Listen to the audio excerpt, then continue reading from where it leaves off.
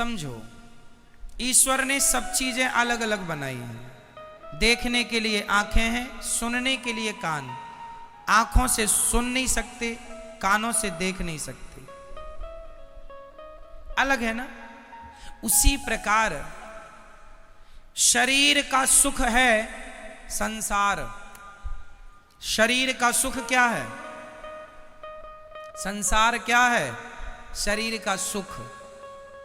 गाड़ी, बंगला, पत्नी, पुत्र, परिवार, ये कहां का सुख है? शरीर का। अब रही आत्मा की बात, तो आत्मा का सुख किससे है?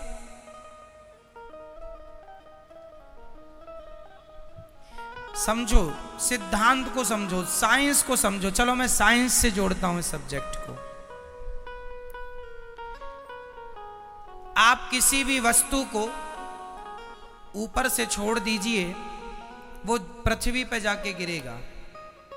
साइंस कहता है गुरुत्वाकर्षण पृथ्वी में है। ये तो सत्य है कि गुरुत्वाकर्षण है, पर इसके अतिरिक्त एक सत्य और है, क्योंकि वो पृथ्वी का ही हिस्सा है।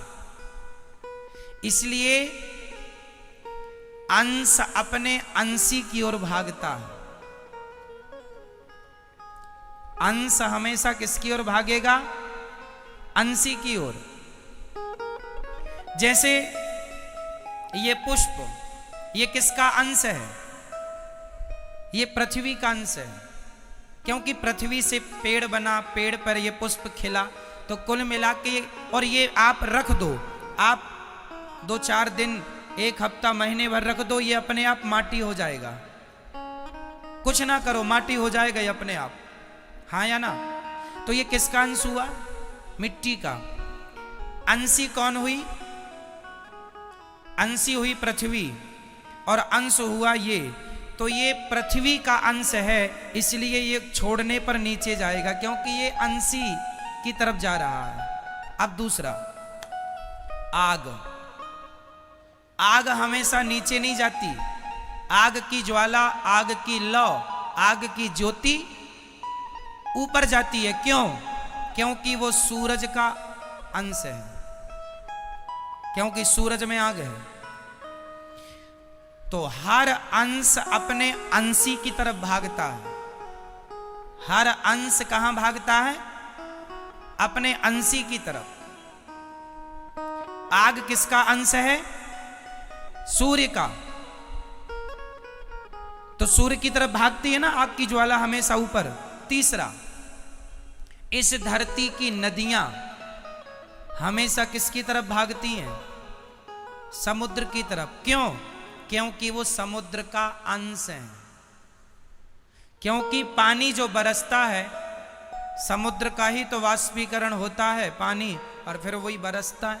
तो वो एक्चुअली इनडायरेक्ट वो समुद्र का ही पानी है, बरसता है, नदियों में आया, फिर वो अपने अंश की तरफ भागा, अपने अंशी की तरफ।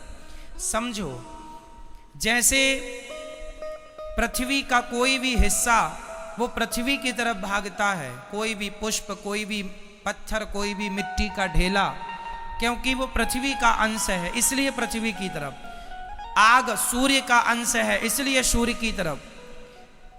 नदी समुद्र का अंश है, इसलिए समुद्र की तरफ। और हमारी आत्मा ईश्वर का अंश है। ईश्वर अंश जीव अविनाशी। इसलिए जब ये ईश्वर की तरफ भागेगी तब ही इसे सुख मिलेगा, अन्यथा इसे कभी सुख मिल नहीं सकता। आप लोग रसगुल्ला खाते हैं तो आप कहते हैं आनंद आ गया।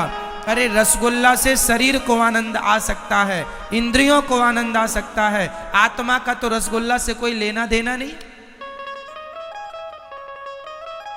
क्यों? आत्मा किसका अंश है? ईश्वर अंश। ये ईश्वर का अंश है। इसलिए यदि आत्मा को सुख देना है, आज लोग दुखी, सब कुछ है आपके पास, फिर भी आप अशांत हैं, फिर भी आप परेशान हैं, उदास हैं। क्यों? क्योंकि आप संसार में सुख ढूंढ रहे हैं। अब मिलेगा, अब मिलेगा। पागल हो, है ही नहीं, मिलेगा कहां से? जैसे आंख कभी सुन नहीं सकती, कान कभी देख नहीं सकता, उसी प्रकार आत्मा कभी रसगुल्ला खा नहीं सकती, आत्मा कभी पानी पी नहीं सकती, आत्मा को पैसों में सुख नहीं मिल सकता, संसार के भोगों में सुख नहीं मिल सकता। आत्मा का सुख तो परमात्मा में है। जितने जल्दी ईश्वर की तरफ बढ़ो लोगे, जितने जल्दी उसका ध्यान कर लोगे, उतने जल्दी सुखी हो जाओगे। सुखी होना चाहते हो तो भगवान की तरफ बढ़ो। और आप लोग शरीर को ही सुख देने में लगे हैं।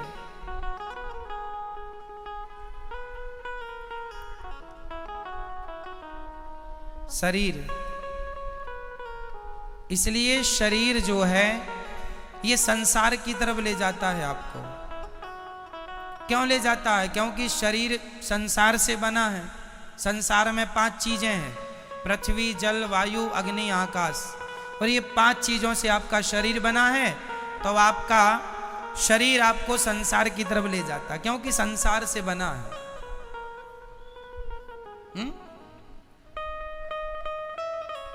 आपको आंख अच्छा अच्छा दिखाना चाहती है, इसको आप देख रहे हैं, आपको सुख मिल रहा है, पर यह सुख क्षणिक है। यह सुख क्या है? क्षणिक है, जरा सी देर का। खाने का सुख भी क्षणिक है, जरा सी देर का। भोगों का सुख भी क्षणिक है, जरा सी देर का। आप जरा सी देर के सुख के पीछे सारी जिंदगी लगाए हैं। सारी जिंदगी आपको लगता है अरे वो करोड़पति बन गया, मैं भी बन जाऊंगा, मुझे भी सुख मिलेगा। सब करोड़पति बन रहे हैं। पूछ लो करोड़पतियों से वो कितने सुखी हैं।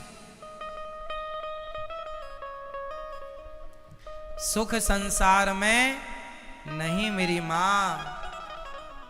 शरीर का संबंध संसार से है, आत्मा का संबंध परमात्मा से है। और मैं शरीर नहीं, मैं आत्मा हूं। यदि यथार्थ सुख चाहते हो तो भगवान के बन जाओ। नाथ मैं आपको कभी भूलू नहीं, हे श्रीमन्नारायण मैं आपको कभी, मैं उनका अंश हूं।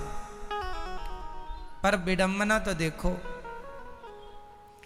एक शेर का बच्चा गीदड़ों के झुंड में मिल गया, और गीदड़ों के झुंड में मिलकर वो भी गीदड़ों के संग रहने लगा, गीदड़ों की तरह व्यवहार करने लगा, खाने लगा, उन्हीं के संग सोए, उन्हीं के संग जागे, उन्हीं के संग रहे, उन्हीं को अपना बाप समझे, उन्हीं को माता। एक दिन शेर आया और शेर ने देखा कि मेरा कोई अपना आदमी गीदड़ों की झुंड में दहाड़ लगाई, तो उसके अंदर से भी वो शेर तो था ही, उसने भी दहाड़ा। शेर ने बुलाया, यहां तू शेर का बच्चा है, गीदड़ों के झुंड में क्या कर रहा है? बोले नहीं नहीं, हम तो गीदड़ ही हैं, ये सब हमारे रिश्तेदार हैं। शेर ने कहा पागल, तू शेर का